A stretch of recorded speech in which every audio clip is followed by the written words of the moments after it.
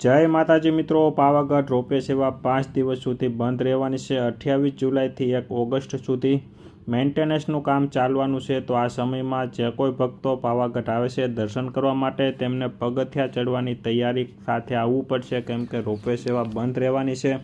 આ માટે ઉષા બ્રેકો કંપની દ્વારા મેન્ટેનન્સની કામગીરી માટે નિર્ણય લેવામાં આવ્યો છે અને ખાસ કરીને ચોમાસાની સિઝનમાં ગુજરાતમાં પ્રવાસના અને ધાર્મિક સ્થળોમાં લોકોની સંખ્યા વધુ હોય છે, ત્યારે પાવાગઢ મંદિર પ્રશાસને ભક્તોને આ સમય દરમિયાન અસુવિધાબધક ક્ષમાયાચના કરી છે, તેમજ ભક્તોને પગપાળા માટે પૂરી તૈયારી સાથે આવવાની પણ સૂચના આપી છે। કંપની દ્વારા જાહેરાત કરાયેલી માહિતી અનુસાર ઉડાન ખટોલા એટલે કે રોપવે સેવા 5 દિવસ માટે બંધ રહેશે। મેન્ટેનન્સની કામગીરી પૂર્ણ થયા બાદ 2 ઓગસ્ટ 2025થી રોપવે સેવા રાબેતા મુજબ ફરીથી શરૂ કરી દેવામાં આવશે। તો ખાસ ભક્તોએ નોંધ લેવી, વિડીયોને લાઇક કરી વધુમાં વધુ શેર કરજો, જેથી પાવાગઢ આવતા લોકોને પૂરી જાણકારી મળે અને પગપાળા પગથિયા ચડવાની તૈયારી સાથે આવે। જય માતાજી।